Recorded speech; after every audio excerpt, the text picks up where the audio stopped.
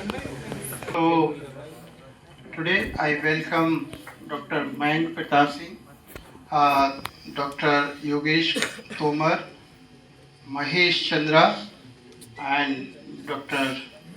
our engineer, senior engineer, Dr. Gupta, and uh, dear students and other faculty members of the IT.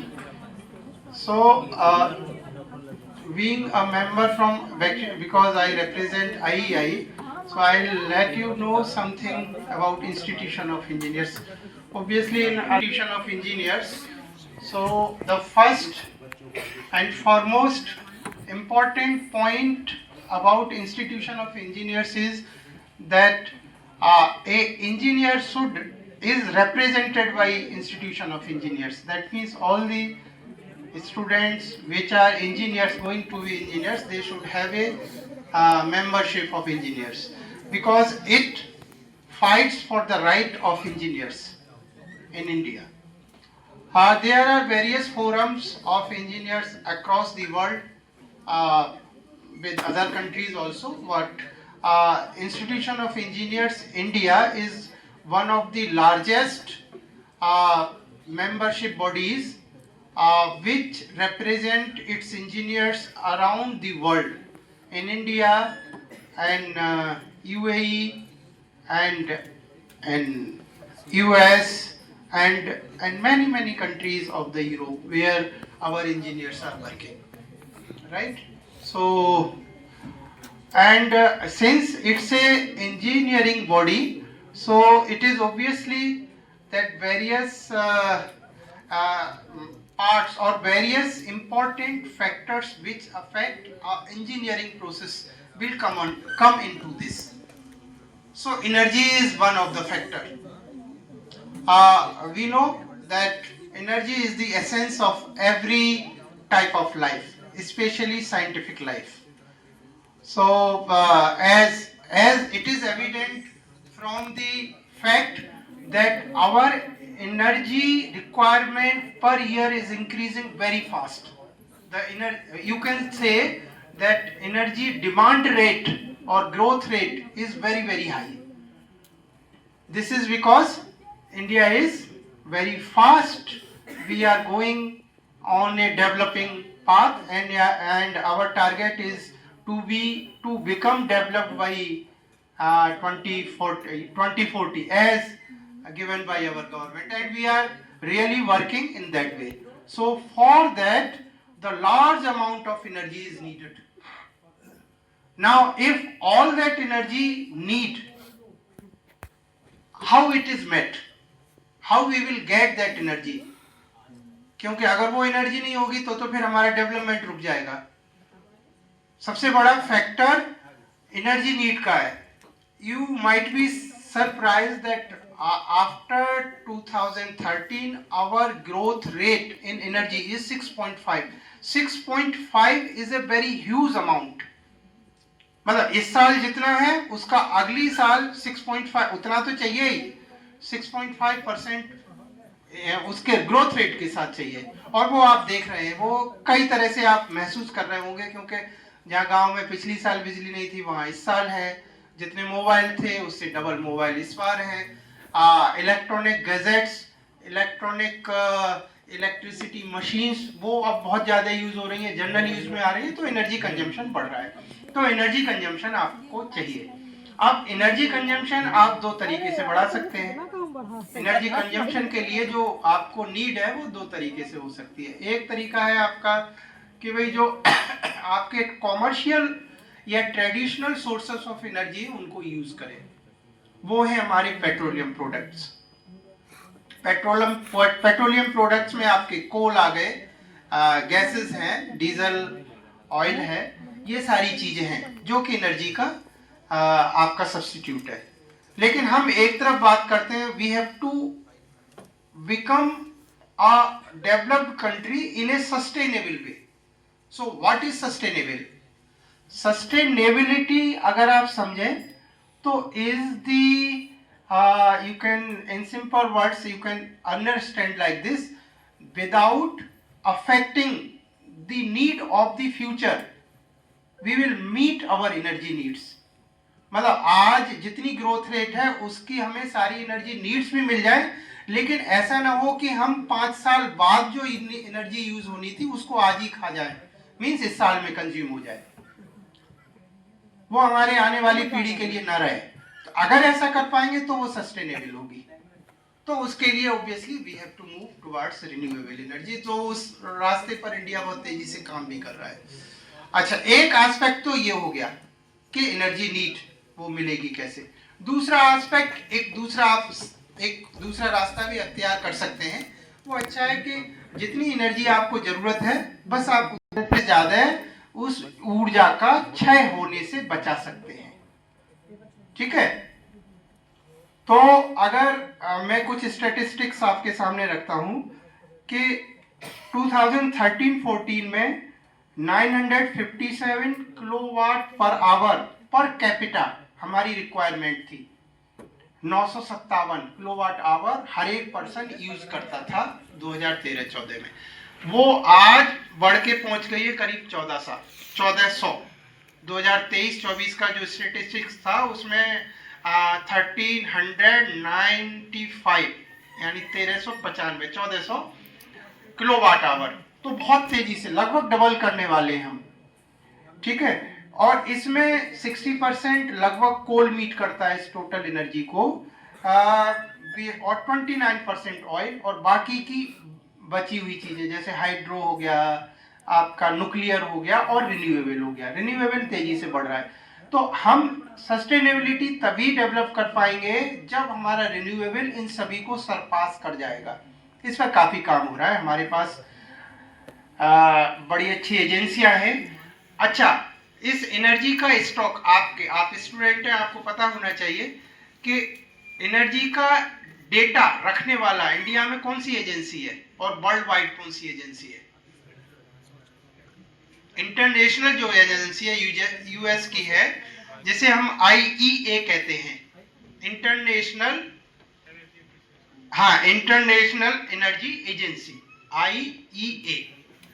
वो record रखती है world wide कितना energy consumption pattern है, किस देश का सबसे बढ़ रहा है, किसका कम सबसे कम हो रहा है। और इंडिया में इसका कौन रिकॉर्ड रखता है, किसी को पता है? हमारे एनर्जी स्टैटिस्टिक्स नहीं, इलेक्ट्रिसिटी अथॉरिटी के नहीं रखता। एनर्जी इंडिया में कौन रखता है? देखो, जो आप कोई भी चीज खरीदते होंगे, एसी वगैरह या कुछ, उस पर एक मोहर लगी रहती है। यस सर, IFSI, BEE, हाँ, BEE, bureau of energy efficiency. वो ब्यूरो है, वो हमारे इंडिया में सारे स्टैटिस्टिक्स एनर्जी कंजम्पशन से रिलेटेड रखता है। इलेक्ट्रिसिटी डिपार्टमेंट केवल एक्चुअली कई पॉइंट है ना, एनर्जी तो एक अलग है, फिर वो इलेक्ट्रिसिटी एक अलग है, उसके अलावा हालांकि सबसे ज्यादा कंजम्पशन इलेक्ट्रिसिटी के रूप में ही हम करते हैं, लेकिन बाकी भी हैं। तो टोटल एनर्जी कंजम्पशन पैटर्न आपका एनर्जी। तो सबसे पहले मैं ये चाहूंगा, जितने भी लोग हैं, एक एग्जाम होता है आपके डिग्री कोर्स के बाद, और वो BE कराता है, BEE ऑनलाइन है, उसे करके एक सर्टिफिकेशन जरूर लीजिएगा, तो आप एनर्जी ऑडिटर बन जाएंगे, जो उस एरिया में काम करना चाहते हैं। अदरवाइज आपको पता होना चाहिए, मेरा मतलब ये है। तो जरूर, तो ब्यूरो ऑफ एनर्जी एफिशिएंसी उसके बारे में ऑडिटर बनाता है कि क्या होंगे। ठीक है, तो BE एक है। इसी तरह से इंटरनेशनल एनर्जी एजेंसी मैंने बताया, और 2 मैगजीन्स हैं, एक ग्लोबल एनर्जी रिव्यूज आता है और दूसरा आता है वर्ल्ड एनर्जी आउटलुक। साल में कम से कम एक बार तो जरूर आप देखो इनको, ऑनलाइन भी मिलेगी, बना ऑफलाइन भी आती है इनकी बुक्स। मतलब ये मंथली या ट्राई मंथली निकालते हैं, 3 महीनों में, 6 महीनों में, ऐसा जैसी जरूरत होती है उस तरह से ये अपना रिलीज करते हैं पब्लिकेशन। तो वो उससे आपको बहुत सारे डाटा अपडेट, क्योंकि आज का समय ऐसा नहीं है कि आप अपनी ब्रांच पढ़ें और सिर्फ वही सब्जेक्ट पढ़ के आप सब कुछ हो जाएंगे। आपको पता होना चाहिए कि सबसे ज़्यादा चीज़ें चेंज कहाँ हो रहे हैं। ठीक है, तो बस इतने ही इसी के साथ। अच्छा, 2030 में हमारा टारगेट है रिन्यूएबल एनर्जी का, कितना है? अभी हम बहुत तेजी से कर रहे हैं, देख रहे होंगे आप छतों पर बहुत सारे 3 किलोवाट के 4 किलोवाट के वो बहुत सारे वो लग रहे हैं, और बड़े सोलर प्लांट्स भी लग रहे हैं, वो रिन्यूएबल एनर्जी के हैं। तो 2030 तक इंडिया का टारगेट 500 गीगावाट एनर्जी पैदा करना है। ठीक है, अभी उसमें काफी पीछे हैं, हो सकता है हम वहां तक टारगेट प्राप्त कर लें। तो ये तो जरूरी है। और एनर्जी को बचाना, कंजर्वेशन पे सारे लोग बोलेंगे इसलिए मैं ज्यादा नहीं बोला, लेकिन एनर्जी को बचाना वो बहुत जरूरी है। कंजर्वेशन तो आपका हर एक फील्ड में होना चाहिए, कोई भी चीज है, एनर्जी तो सबसे इंपॉर्टेंट है। ऐसे ही कहते हैं फूड सिक्योरिटी में फूड कंजर्वेशन होना चाहिए, वेस्ट नथिंग, वो पॉलिसी होनी चाहिए हमारे जीवन की, वेस्ट नथिंग। तो उसमें एनर्जी भी आ जाएगी, खाना भी आ जाएगा, सब कुछ आ जाएगा, क्योंकि पॉपुलेशन आने वाले समय में इतनी भयंकर बढ़ने वाली वर्ल्ड वाइड, और सारे अगर एनर्जी या फूड की सारी चीजें पहले ही कंज्यूम कर जाएंगे तो अगली पीढ़ी के लिए क्या छोड़ेंगे। तो हमें सस्टेनेबल वे में चलना है कि हमें अपना तो पूरी जरूरतें करनी है, और भविष्य वालों का कोई हक न ले, हम उनका कोई चीज यूज न करें। ठीक, thank you. With this I will end here. Thank you very much. I wish this program a great success. Thank you. Mahesh Chandra sir for their valuable thoughts on Energy Conservation Day.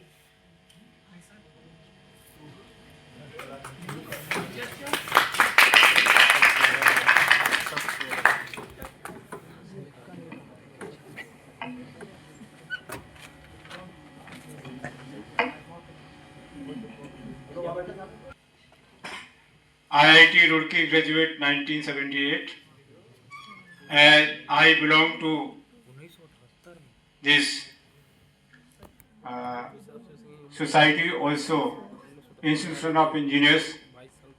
Brief activities has been briefed by Dr. Yadav, and I hope the student present here might have joined Institution of Engineers by now as a student member. If not done so, I will request the faculty present here to enroll them as a student member of Institution of Engineers. By now you may be aware that Institution of Engineers is a forum which places you on international scene for your deed and commitment towards the society and towards your country. So today's day is very important, though we are 8 days late in celebrating the Energy Conservation Day, which falls on 14th of December every year and being celebrated in our country since 1991. My previous speaker has given you some valuable information and statistics regarding the status of energy in India, for which we are responsible for, say, conserving for ourselves and future generation. My dear fellow present here are well aware what is the responsibility on us in the field of energy. Now, I may be aware of what is energy. If my session will not be just pouring you some new information, I want to be very much interactive because I am the person from the field. So you are aware of what is energy.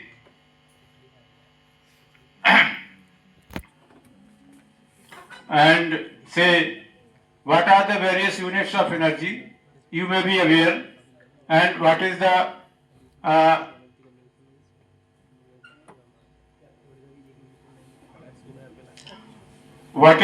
say relation between the various units of energy, so that you can understand as engineer which energy source you are working and what you want to do in your field.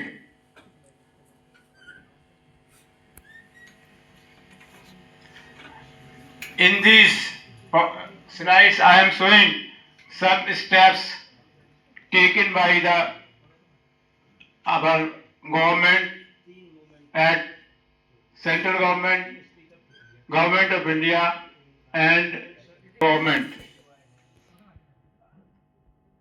So now, as Dr. Yadav has told you, we have to conserve the energy because Satyaram ji, please don't disturb. Try to understand.